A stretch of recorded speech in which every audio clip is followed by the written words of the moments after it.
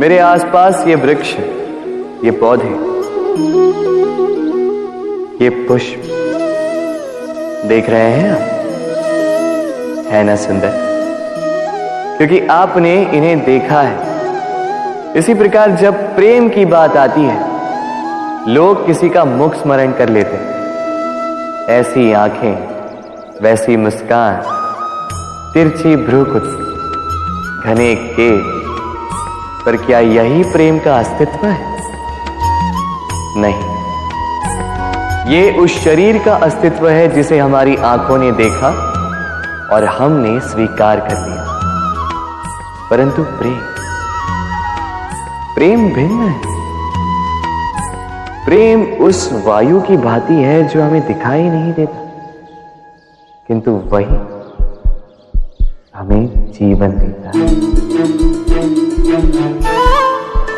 संसार किसी स्त्री को कुरूप कह सकता है, क्योंकि वो उसे अपनी तन की आंखों से देखता है, परंतु संतान उसी माता को संसार में सबसे सुंदर समझती है,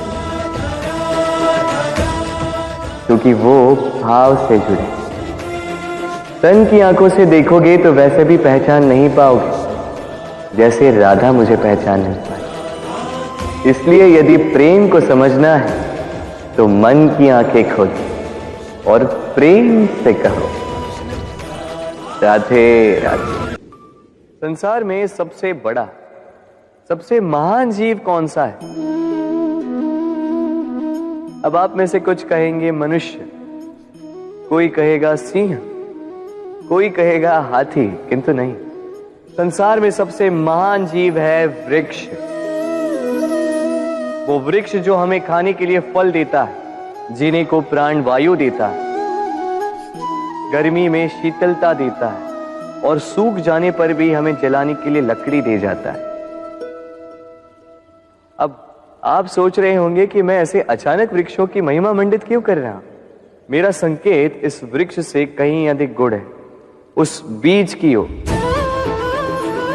जो ना आपको फल देता है, ना छाया, ना ही लकड़ी, बस धरती के अंदर और नमी से लड़ता हूं। कुछ अंगुल नीचे बस जाता है एक वृक्ष को आकार देने के लिए। दीपक क्या है? साधारण सा माटी का पात्र, किंतु जल बाती लेकर जब जलता है तो समस्त संसार को मार्गदर्शन देता है, महान बन जाता है। अब समझे, यदि महान बनना है तो कुछ करना होगा। कोई अंतर नहीं पड़ता कि आप छोटे हैं या बड़े, कुछ करेंगे तो कुछ बनेंगे। आप चलना प्रारंभ कीजिए, कहीं ना कहीं तो पहुंचेंगे। निश्चल बैठने वालों का कभी कुछ नहीं होता।